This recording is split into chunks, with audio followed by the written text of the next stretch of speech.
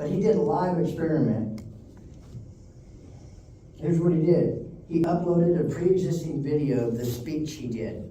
It was a 3-minute video to video.com, which is up there. You can certainly write it down.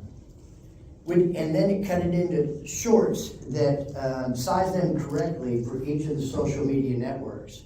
Facebook, YouTube, Twitter, Instagram, TikTok, you name it. And all of you, some of you, if you don't know, they all have different requirements for length of video, the size, the resolution, in order for it to display, and the graphics and stuff like that.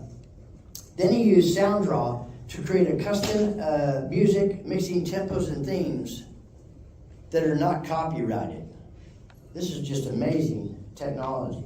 Then he went to Even Labs to use, and he created an AI voiceover in his voice from a 3-minute video he downloaded.